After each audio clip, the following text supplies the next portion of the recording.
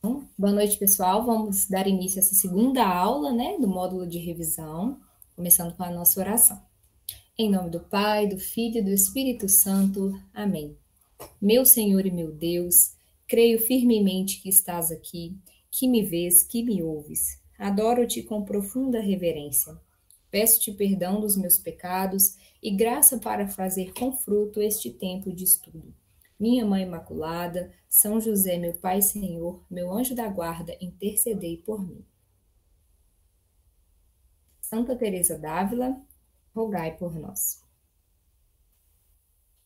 Então, pessoal, recapitulando, né, conforme a gente viu na última aula, o catecismo, então, ele é dividido em 4 partes.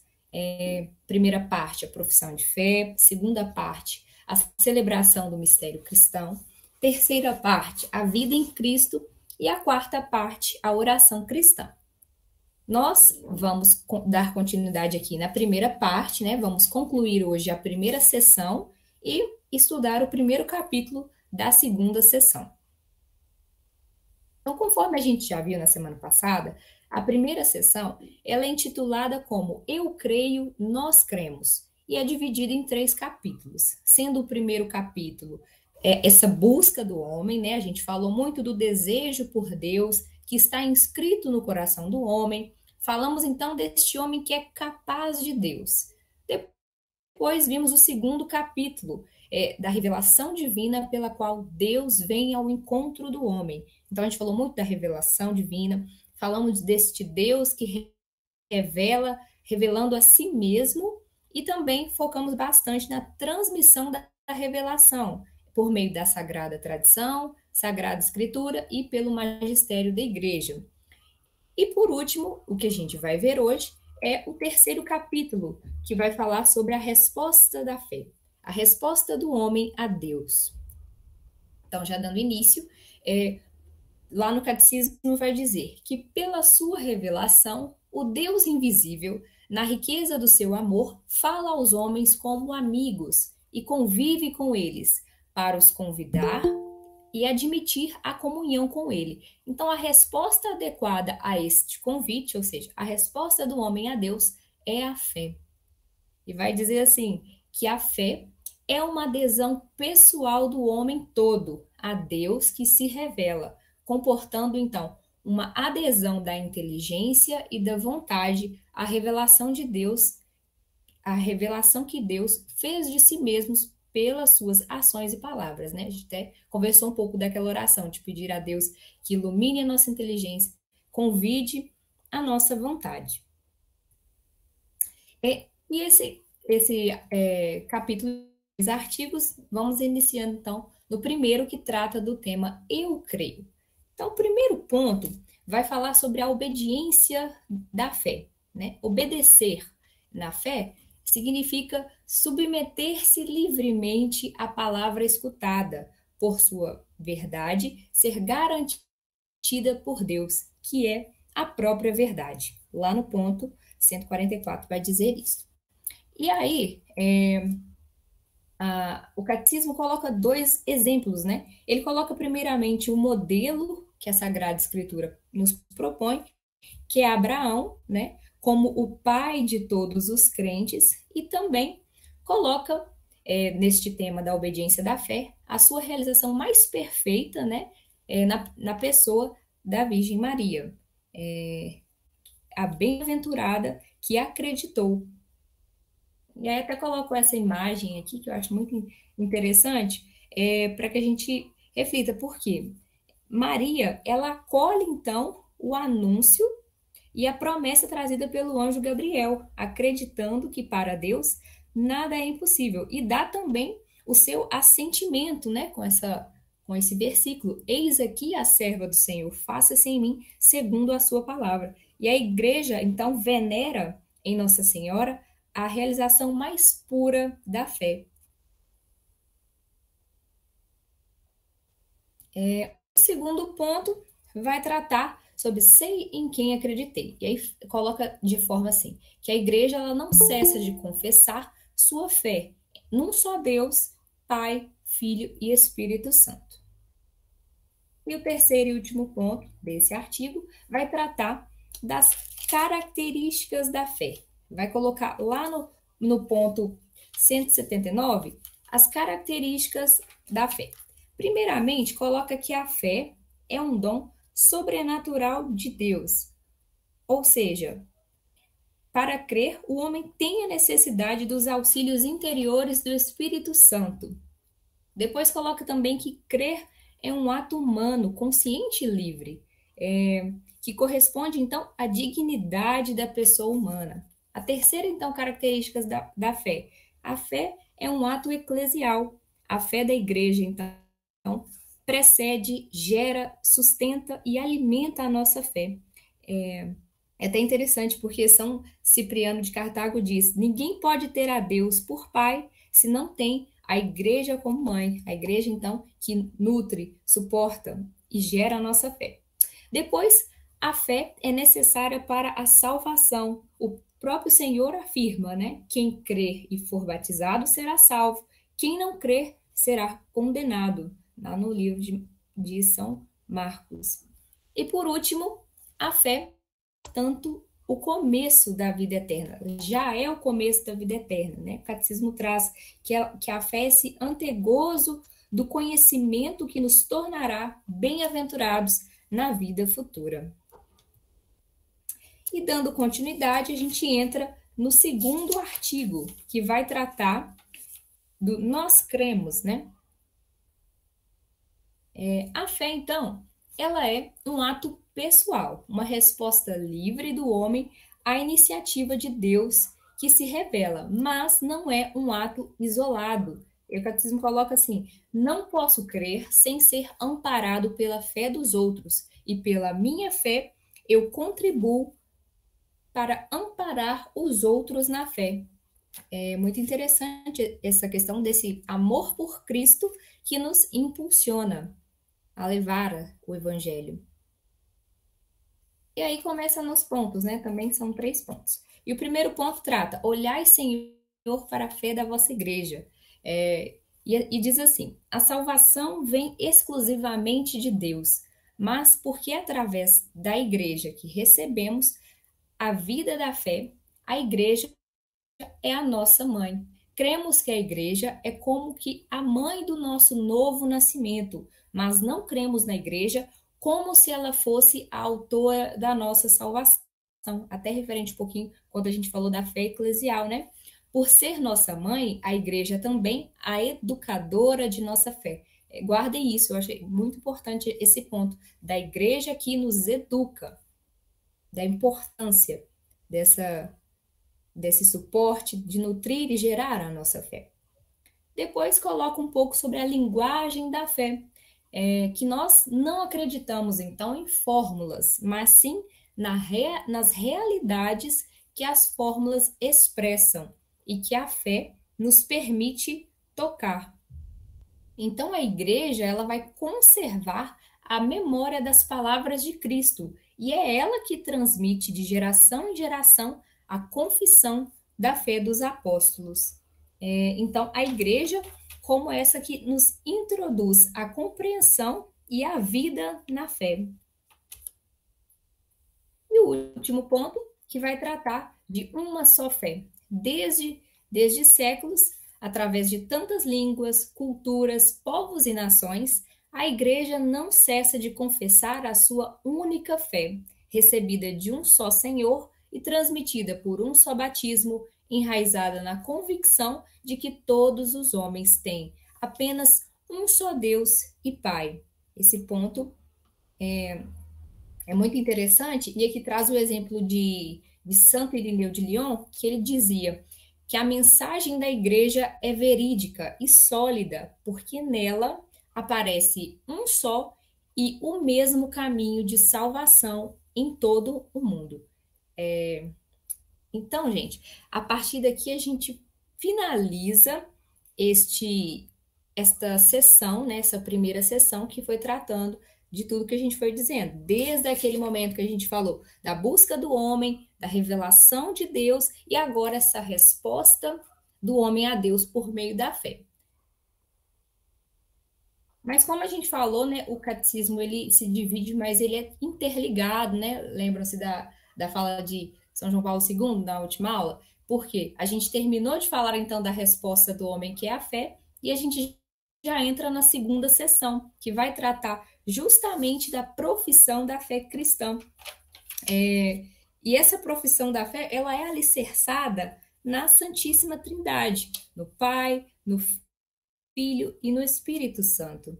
E vai dizer assim no catecismo que o símbolo, né, o símbolo da fé, a profissão, está dividido em 3 partes. Então, a primeira parte vai falar-se da primeira pessoa divina, né, e da obra admirável da criação, Deus Pai. Em seguida, fala-se da segunda pessoa divina e do mistério da redenção dos homens, Deus Filho, e fecha com a terceira pessoa divina, fonte e princípio de nossa santificação, Deus Espírito Santo.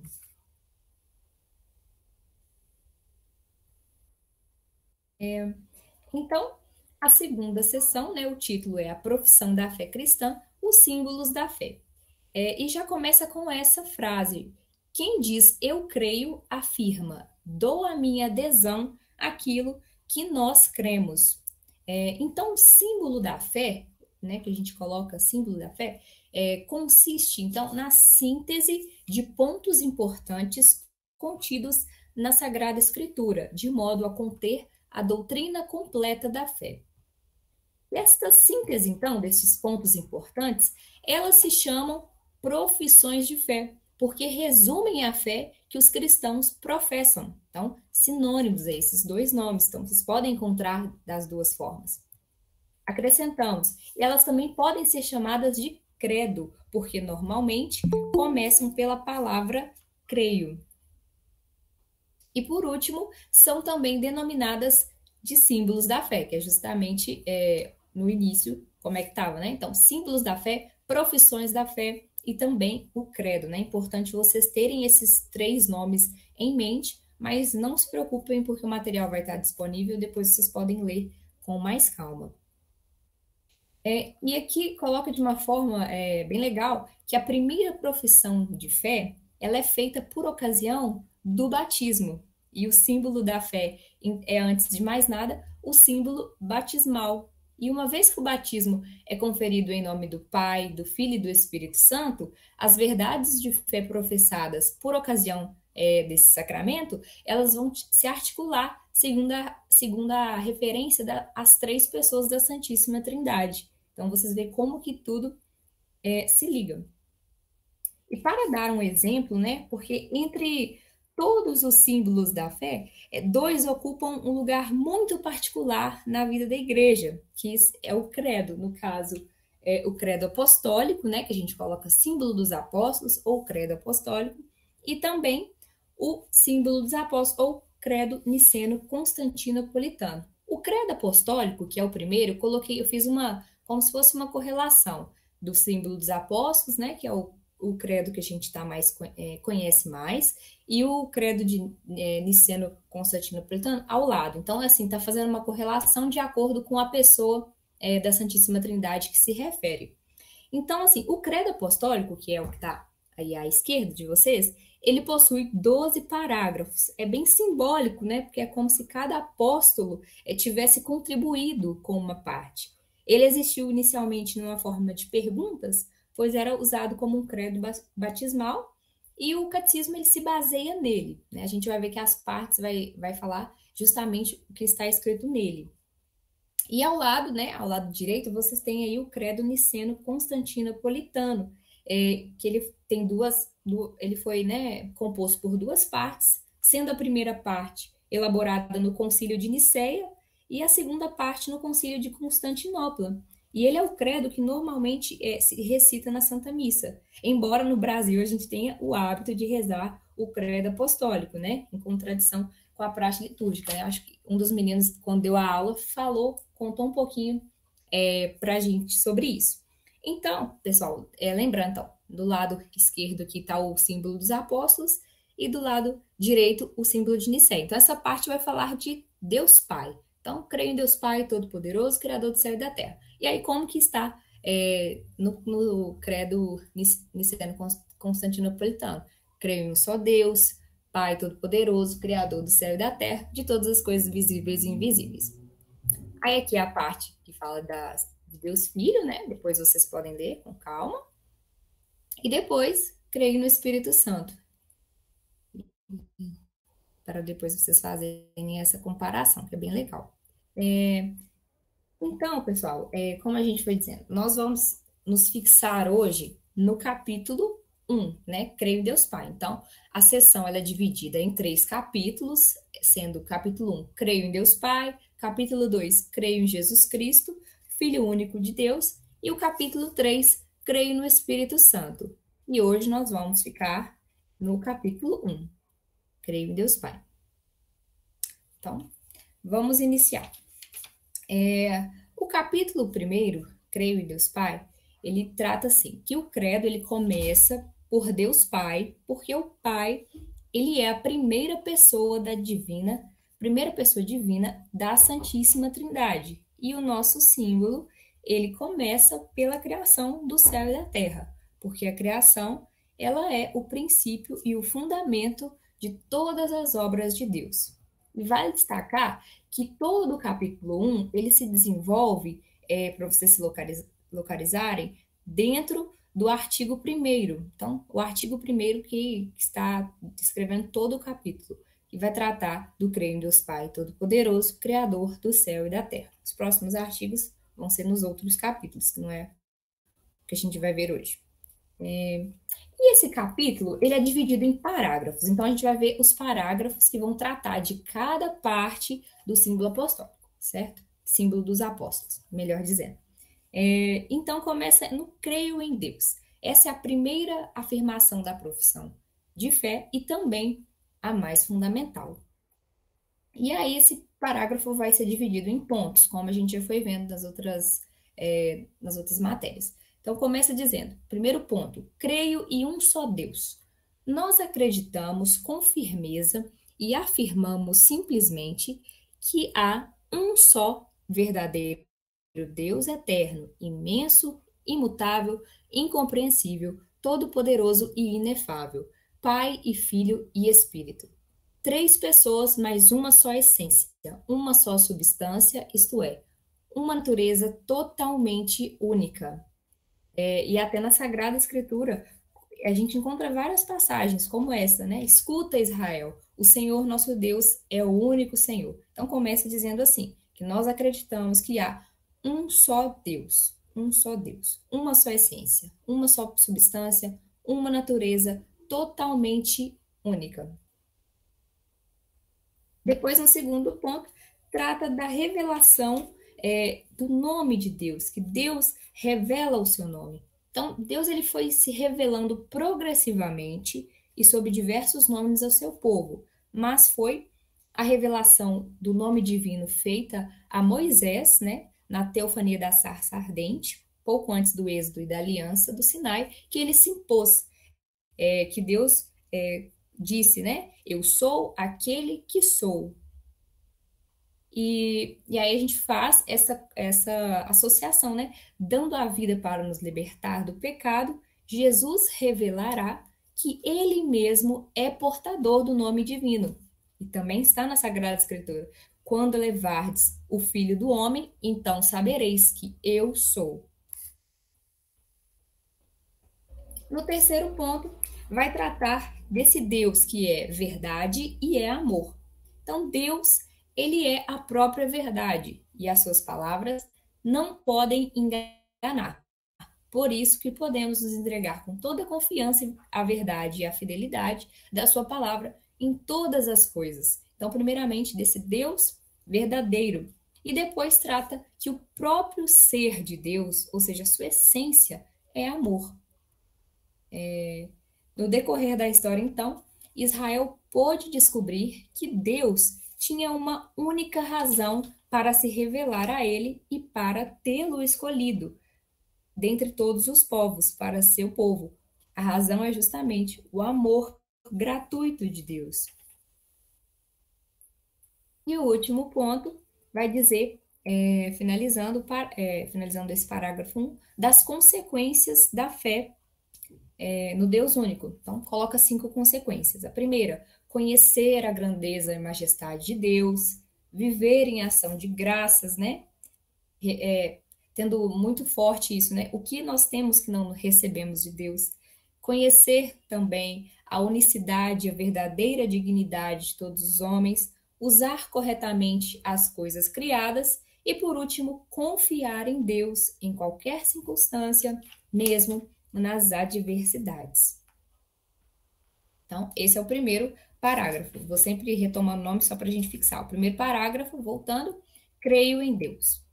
Segundo parágrafo, o Pai começa dizendo sobre que toda a história da salvação não é senão a história do caminho e dos meios pelos quais o Deus verdadeiro e único, Pai, Filho e Espírito Santo, se revela e reconcilia consigo e se une aos homens que se afastaram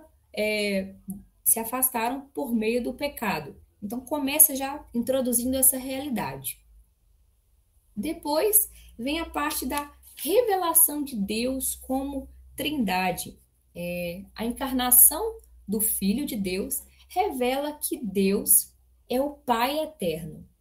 Então, a encarnação ela já vai revelando esse Deus como Pai. E que o Filho é consubstancial ao Pai, ou seja, ele é no Pai e com o Pai o mesmo Deus único, que a gente já falou, a mesma substância, a mesma natureza, a mesma essência.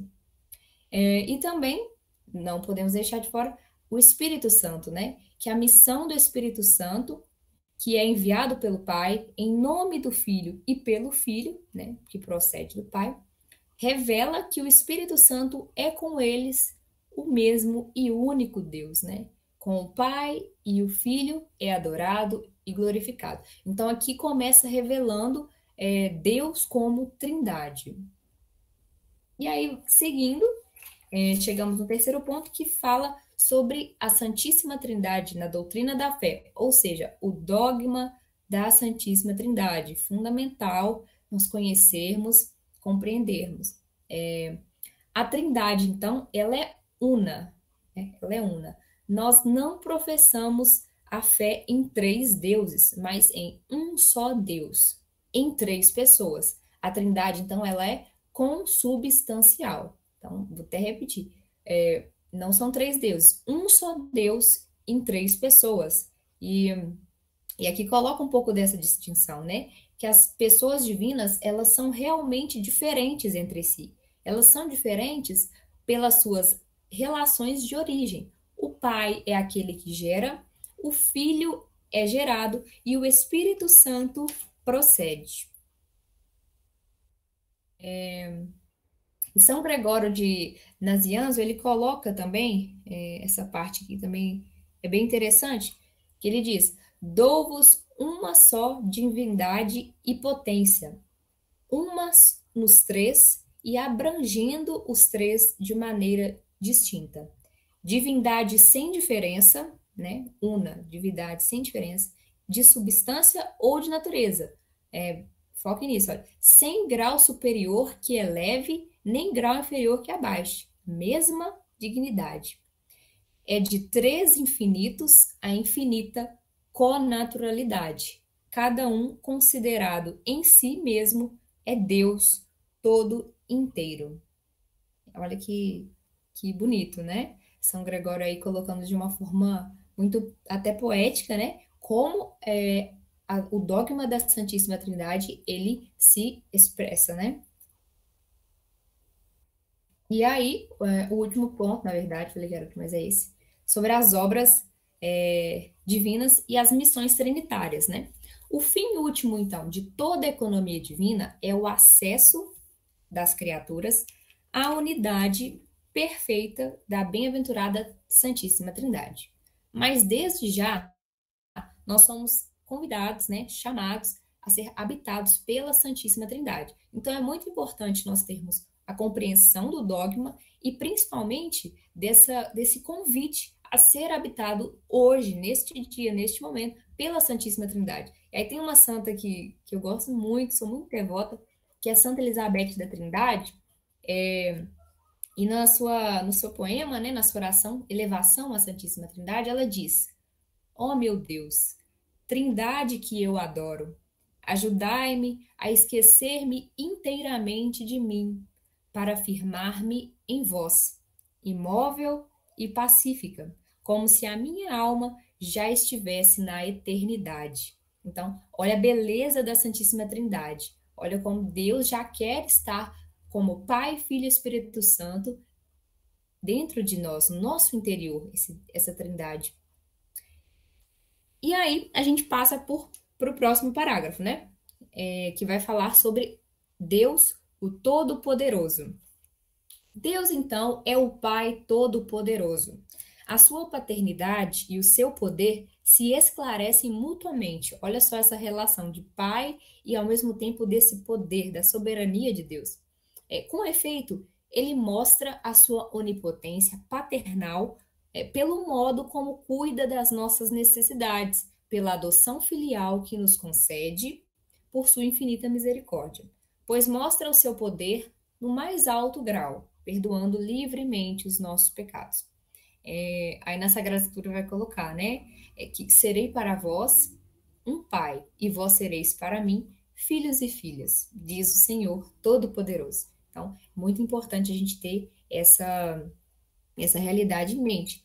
E aqui também coloca, né, que no catecismo, que fiel ao testemunho da Escritura, a igreja, ela dirige muitas vezes a sua oração ao Deus Todo-Poderoso e Eterno, crendo firmemente que a Deus nada é impossível. Então é muito importante a gente não se esquecer disso, que Deus é o Pai Todo-Poderoso e a paternidade e o poder de Deus se iluminam mutuamente, se esclarecem mutuamente.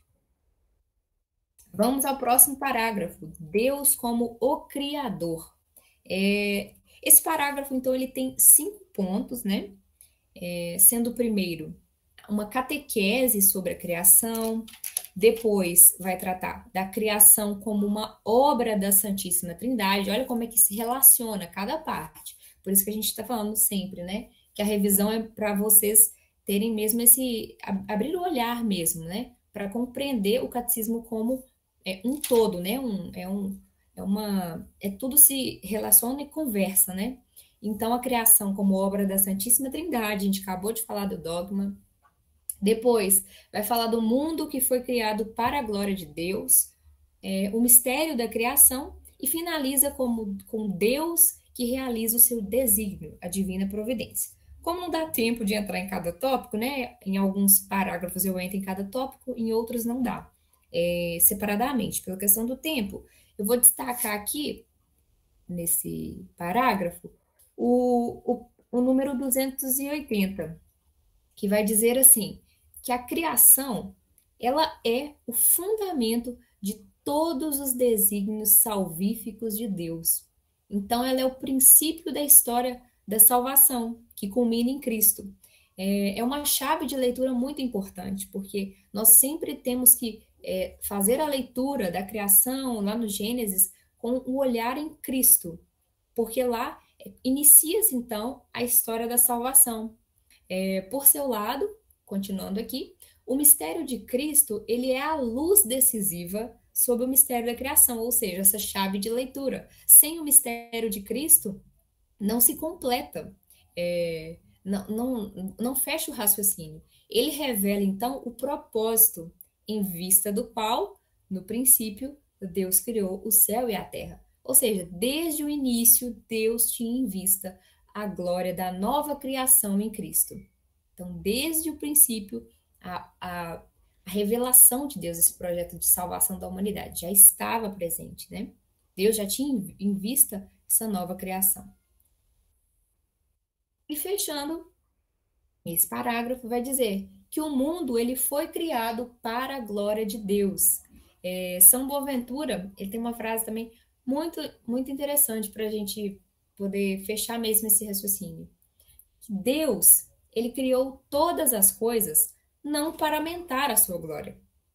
Porque Deus é Deus, ele não teria necessidade de aumentar a glória, porque ele é toda a glória.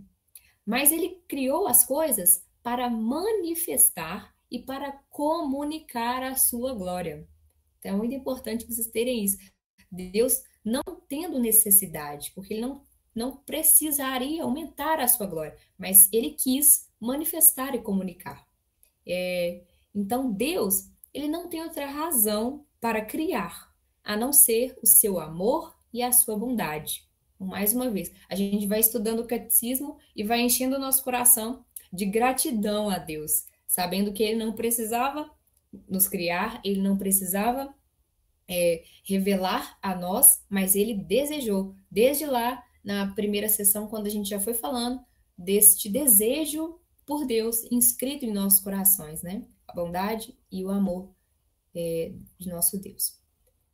E agora vamos para o parágrafo 5, o céu e a terra. Neste parágrafo, então, ele vai tratar de duas realidades. Ele vai tratar dos anjos, né? E também do mundo visível. Só um minutinho. Dos anjos e do mundo visível. E aí começa dizendo assim, os anjos, enquanto criaturas puramente espirituais, né, é quase que um conceito mesmo, né, do que seriam os anjos. Eu lembro até, acho que se eu não me engano, foi na aula do Paulo, que ele falou bastante da visão estereotipada que a gente tem dos anjos como criaturas fofinhas, aí ele trouxe uma imagem bem impactante para a gente refletir, né, da verdadeira essência, né, do que é um anjo, né.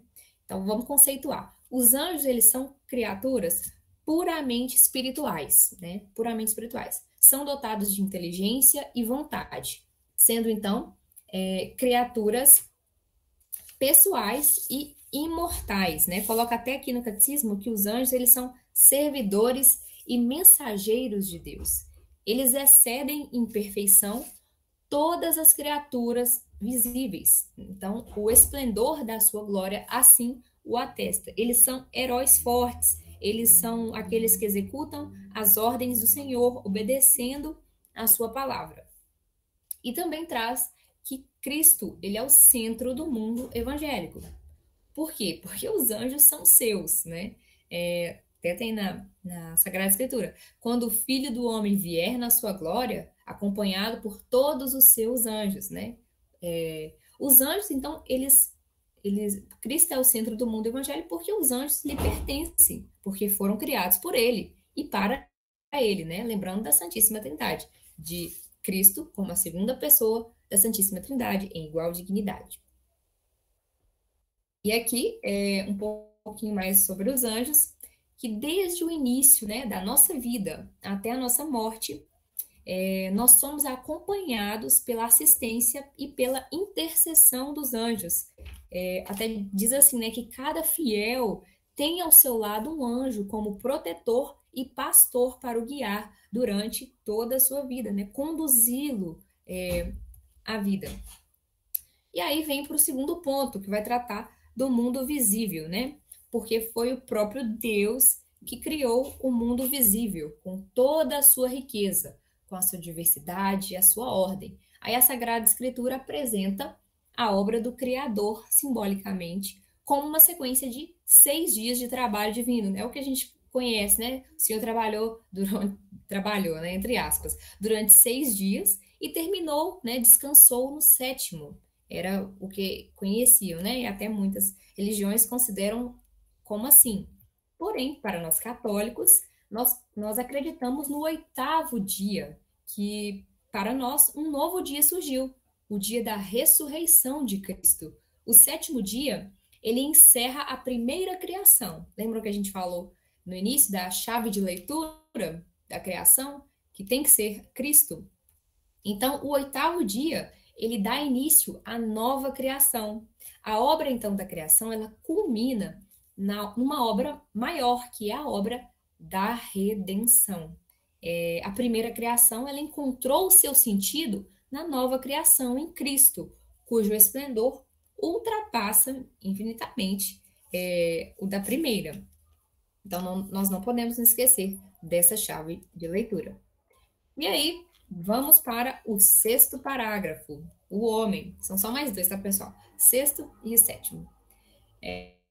O 6º parágrafo, então, ele vai falar sobre o homem, do homem que foi criado à imagem e semelhança de Deus. E aí vai dizer assim: porque ele é a imagem de Deus, o indivíduo humano, ele possui a dignidade de pessoa. Ele não é somente alguma coisa, mas ele é alguém. É capaz de se conhecer, de se possuir e de livremente se dar e entrar em comunhão com outras pessoas. E é chamado pela graça a uma aliança com o seu Criador, a dar-lhe uma resposta de fé e de amor que mais ninguém pode dar em seu lugar. Lembra que a gente falou daquilo que é o princípio e fundamento da vida humana, que é amar a Deus, conhecer a Deus, porque o homem, ele é criado à imagem e semelhança de Deus. Depois vem um segundo ponto, falar que o homem ele é, a pessoa humana é corpo e alma, né? Ela é criada à imagem de Deus e é ao mesmo tempo corporal e espiritual. Não é possível separar a realidade corporal da realidade espiritual do ser humano, porque foi assim que Deus criou. Vem para o terceiro ponto que fala agora da criação do homem e da mulher. Aqui, isso aqui é fundamental para nós termos isso sempre na nossa mente, né? Entender isto, que o homem e a mulher, eles foram criados, né, queridos por Deus, em perfeita igualdade. Então, Deus os criou em perfeita igualdade. Né? Até um ponto, muitas vezes, ideologias falam que a gente coloca superioridade de um em relação ao outro. Não existe isso. Deus criou ambos, homem e mulher, em perfeita igualdade, enquanto pessoas humanas, por um lado. Mas, por outro, que também é fundamental a gente saber, né? Que Deus criou no seu respectivo ser de homem e de mulher. Então, eles são iguais em dignidade, mas diferentes enquanto essência, homem e mulher. Não são a mesma coisa. Então, isso é fundamental e isso a gente vai ver mais para frente quando a gente falar dos mandamentos, a gente vai conseguir trabalhar muitas coisas sobre essa questão das diferenças entre homens e mulher e como isso é importante e é bom, né? Porque Deus assim o fez. E por último, Deus não criou o homem solitário. Desde a origem, ele criou homem e mulher. E essa união constitui a primeira forma de comunhão de pessoas. Muito legal esse ponto, né? Dessa união em que homem e mulher podem ter, tendo essa primeira forma de comunhão. Até que a gente tinha dito no início que Deus assim permitiu que o ser humano tivesse essa capacidade. E aí a gente finaliza esse parágrafo com o quarto ponto, que vai falar sobre o homem e a mulher no paraíso. Então a gente tem que lembrar um pouco aqui de Adão e Eva, né? Que a revelação ela nos dá a conhecer o estado de santidade e de justiça original do homem e da mulher antes do pecado. Então ambos viviam em plena amizade com Deus, e essa amizade ela derivava e dessa amizade, né, derivava a felicidade da sua existência no paraíso. Então esse ponto ele vai tratar um pouco da harmonia do primeiro casal e de toda a criação que vivia neste estado de justiça e santidade originais. O pecado ainda não havia entrado no mundo. E agora, último parágrafo. A gente acabou de falar do pecado, então é justamente isso que a gente vai dar sequência. Nesse sétimo parágrafo vai falar sobre a queda, né? Então vai dizer assim: onde abundou o pecado, sobreabundou, superabundou a graça. Então já começa dizendo que só no conhecimento do desígnio de Deus sobre o homem é que se compreende que o pecado ele é então um abuso da liberdade que Deus dá às pessoas criadas para que possam amá-lo e se amarem mutuamente. Então, primeiro ponto que a gente tem que compreender o pecado, então, ele não é uma coisa criada por Deus, ele é um abuso da liberdade que Deus dá às pessoas criadas, porque Deus, ele é infinitamente bom e todas as suas obras são boas. Aí, dando sequência, então, esse primeiro ponto, então, vai falar um pouco da realidade do pecado, depois vocês leem com mais calma. E aí entra nesse ponto segundo, né? vai falar da queda dos anjos, né? Eu acho essa imagem bem forte aí, né? Gostaria que vocês contemplassem essa imagem bem forte, que ela traduz um pouco dessa queda dos anjos. Então, até não sei se o mouse aparece, mas esse pezinho aqui, ó, que tá em cima aqui, é justamente o pé de São Miguel, né? São Miguel Arcanjo, do combate entre Satanás e São Miguel. Mas vou fugir do tema não, porque a gente tem pouco tempo. Vamos voltar. A queda dos anjos. Satanás, ou diabo, e os outros demônios, eles são anjos decaídos. Por quê? Eles livremente eles recusaram a servir a Deus e ao seu desígnio. E a sua opção contra Deus, ela é definitiva. Todas as pessoas perguntam, mas por que que Satanás ele não pode se arrepender? Por quê? Porque eles têm um caráter irrevogável das suas opções. Por isso, não é uma deficiência da misericórdia divina, mas o pecado dos anjos ele não pode ser perdoado justamente porque é uma opção definitiva. Eles não podem voltar atrás das suas decisões. Não são como nós, que estamos aí sempre caindo e levantando, né? Pedindo perdão a Deus com os sacramentos da confissão, nos arrependendo. Com a realidade dos anjos, isso não acontece. Então, eles tentam associar o homem à sua revolta contra Deus. Então, essa é o projeto de Satanás e todos os demônios, associar o homem contra Deus. Aí vem o terceiro ponto, falando do pecado original, né? Então, tentado pelo diabo, o homem, né? Vamos tentar lembrar lá da criação de novo, Gênesis. O homem, ele deixa morrer no coração a confiança no seu Criador. Daí ele abusa da liberdade, desobedece ao mandamento de Deus e nisso constitui o primeiro pecado do homem, né? Aí daí em diante, todo pecado será uma desobediência a Deus e uma falta de confiança na sua bondade. É que, na verdade, antes de entrar na questão do batismo, tem um ponto aqui que fala interessante, que diz que a consequência da desobediência é justamente, vai dizer que o homem, então, voltará ao pó do qual é formado. A morte entra na história da humanidade, por meio, então, dessa desconfiança, desse abuso da liberdade, e a partir desse primeiro pecado, acontece uma verdadeira invasão do pecado. O pecado, então, ele vai inundando o mundo, né? Aí vem o fratricídio, cometido lá por Caim, que mata Abel, a corrupção universal em decorrência do pecado, a infidelidade ao Deus da aliança, a gente consegue lembrar ali lá da lei de Moisés, como ali o povo escolhido por Deus começa a cair em pecado, e vai falando da história do pecado na humanidade. E aí vai fechando, né, com um olhar de esperança, que o batismo, ele, ao conferir a vida da graça de Cristo, ele apaga o pecado original. Então, ele reorienta o homem para Deus.